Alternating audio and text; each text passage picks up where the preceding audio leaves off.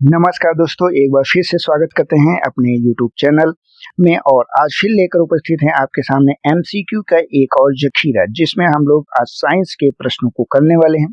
Last में जरूर बताइएगा कि आपके कितने प्रश्न सही हुए हैं। तो बिना देर किए हम चलते हैं आज के सेशन पे।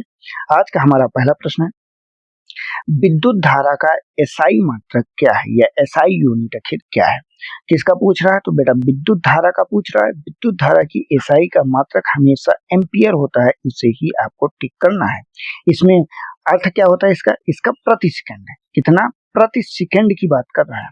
आखिर प्रति सेकंड जो है कितनी विद्युत धारा प्रवाहित हो रही है उसको दर्शाता है। इसमें विद्युत धारा इक्वल टू आवेश बटे समय को जोड़ा जाता है। क्लियर? तो इस चीज को यहाँ पे याद रखिएगा, इसे एम्पियर के रूप में जानते हैं हम। चलते हैं अगले क्वेश्चन पे। मानव शरीर में पेसमेकर किस अंग में स्थित होता है? मस्तिष्क में, फेफड़ा में, हृदय में, गुर्दा में। तो जो पेसमेकर होता है बेटा, ये एक तरह से देखा जाए तो ये प्राकृतिक पेसमेकर जो होता है ये हृदय में स्थित होता है, जिसमें साइनोएंड्रियल नोड होता है।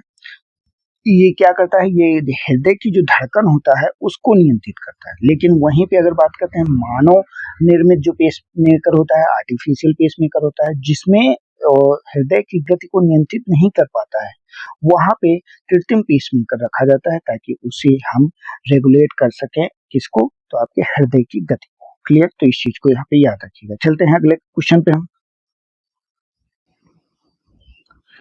निम्न में से कौन सा विटामिन रक्त के थक्के के जमने के लिए जिम्मेदार होता है? Vitamin A, vitamin B1, vitamin C, vitamin K. तो यहाँ पे बेटा याद रखिएगा, जो विटामिन के होता है ये रक्त के थक्के के जमने की प्रक्रिया में सहायक होता है, और इसकी कमी से क्या होता है? अत्यधिक जो है रक्तस्राव हो जाता है।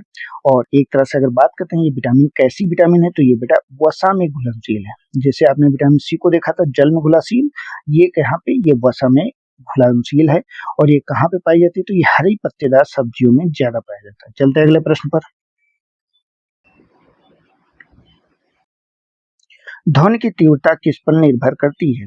तरंग दैर्ध्य पर, आवृत्ति पे, आयाम पर, या फिर वेग पर। तो यहाँ पे बेटा याद रखिएगा, जो ध्वनि की तीव्रता होती है ना बेटा, ये निर्भर करती है आयाम के ऊपर। क्यों?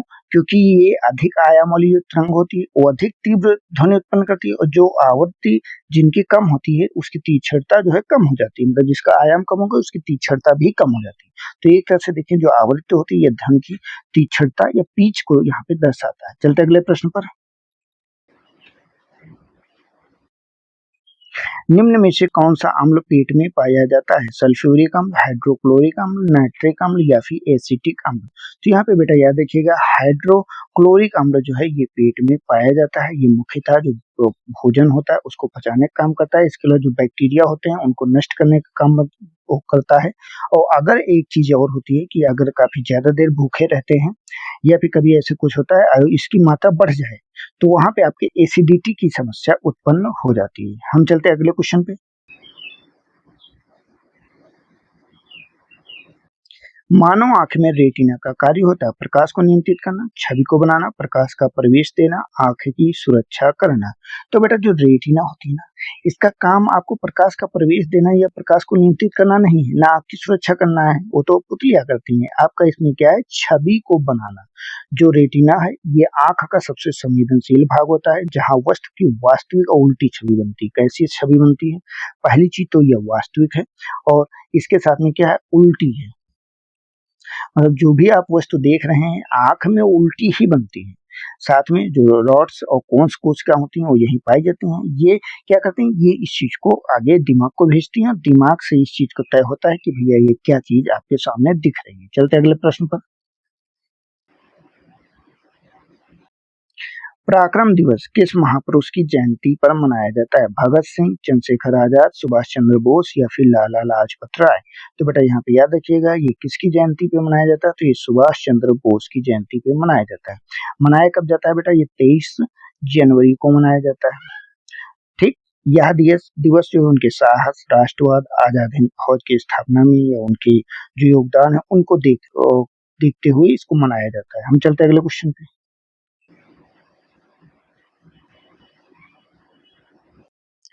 पौधों में श्वसन की प्रक्रिया कब होती है? केवल दिन में, केवल रात में, केवल प्रकाश में, दिन और रात दोनों में। तो बेटा देखिए यहाँ पे किसके बारे में पूछा है, यहाँ पे श्वसन के बारे में पूछा है। तो श्वसन कब होगा, श्वसन दिन और रात दोनों में होगा। हमने यहाँ पे फोटोसिंथेसिस या प्रकाश संश्लेषण तो पूछा नहीं है, यहाँ पे हमने पूछा है कि कब होती है। श्वसन कब होता है, तो दोनों में होता है। अगर सिर्फ प्रकाश संश्लेषण पूछे, फोटोसिंथेसिस पूछे, तो उसे सिर्फ प्रकाश की उपस्थिति या केवल दिन में होता है, लेकिन श्वसन आपका दिन और रात दोनों में होता है। चलते अगले प्रश्न पर। विद्युत ऊर्जा का व्यावसायिक मात्रक क्या है, जूल है, वाट है, किलोवाट घंटा है या फिर एम्पियर है। तो बेटा यहाँ पे व्यावसायिक मात्रक की बात कर रहा है विद्युत ऊर्जा का, तो ये किलोवाट प्रति घंटा है। क्लियर, तो इस चीज को यहाँ पे याद रखा है। और यही इसी को लास्ट में क्या कह देते हैं, यूनिट कह देते हैं कि इतनी यूनिट लाइट आपने खर्च कर दी। चलते अगले क्वेश्चन पे। मानव शरीर में सबसे छोटी हड्डी कौन सी है, स्टेप्स है, फीमर है, रेडियस है या फिर टिबिया है। तो यहाँ पे याद रखिएगा ये जो स्टेप्स होती है ये सबसे छोटी सी हड्डी होती है जो कान के मध्य भाग में स्थित होती है। इस चीज को याद रखिए। अगर सबसे बड़ी हड्डी पूछता है तो फीमर हड्डी जो जांघ की हड्डी होती है उसे कहा जाता है, और सबसे छोटी हड्डी स्टिपिस को कहते हैं। ठीक, इस चीज को यहाँ पे याद रखिएगा। चलते हैं अपने अगले क्वेश्चन। निम्न में से कौन सा तत्व जीवन के लिए आवश्यक नहीं, कार्बन, नाइट्रोजन, ऑक्सीजन या फिर सिलिकॉन। तो बेटा यहाँ पे पूछा जीवन के लिए आवश्यक नहीं, बाकी सारी चीजें आवश्यक हैं, एक तत्व नहीं है। कौन सा, वो है आपका सिलिकॉन। इसके अलावा कार्बन हो गया, नाइट्रोजन हो गया, ऑक्सीजन हो गया, या फिर अगर बात करते हैं हाइड्रोजन की तो हाइड्रोजन भी यहाँ पे आवश्यक है, इसको भी याद रखिएगा। हाइड्रोजन हो गया, नाइट्रोजन तो यहाँ पे आपने देख लिया। ये सब क्या है, शरीर के लिए आवश्यक है, लेकिन जो आपका सिलिकॉन है ये आवश्यक नहीं। बाकी सब तो शरीर जब बनता है तो उसके लिए बनावट में ही जरूर लग जाता है, संरचना में ही जरूरत लगती है। चलते हैं अगले प्रश्न पर।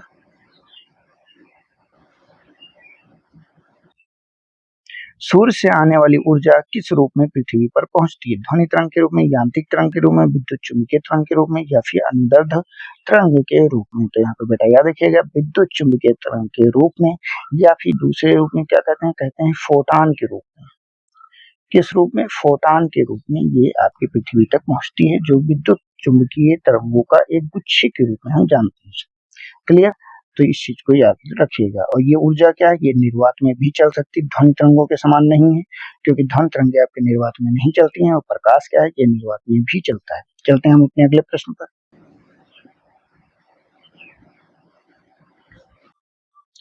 डीएनए का पूरा नाम क्या है, di nitrogen acid, deoxy ribose nucleic acid या फिर डाई ऑक्साइड न्यूक्लिक एसिड या फिर डाई न्यूक्लिक एसिड। तो इस चीज को यहाँ पे याद रखना, डीएनए का जो पूरा नाम होता है D oxy ribose nucleic acid होता है। यह क्या है, ये अनुवांशिक जो जानकारी होती है, अनुवांशिक जानकारियों को एक पीढ़ी से दूसरी पीढ़ी में ट्रांसफर करने का काम करता है। ये पाया कहाँ जाता है, ये सेल जो कोशिका होती है उसके नाभिक में पाया जाता है। क्लियर, इस चीज को याद रखिएगा। चलते अगले प्रश्न पर। निम्न में से कौन सा ऊर्जा का नवीकरणीय स्रोत है, कोयला है, पेट्रोलियम है, प्राकृतिक गैस है या फिर पवन ऊर्जा है। तो नवीकरणीय ऊर्जा की बात करें तो यहाँ पे आपको सिर्फ पवन ऊर्जा ही ऐसी है जिसे नवीकरणीय एनर्जी में माना जा सकता है। ये कभी समाप्त नहीं हो सकती, जब तक हवा चलेगी तब तक जो है क्या है आपका ये मिलती रहेगी। वहीं पे अगर बात करते कोयला, पेट्रोलियम, ये सब क्या सीमित है, एक समय के बाद ये समाप्त हो जाएंगे। क्लियर, चलते हैं हम अपने अगले प्रश्न पर।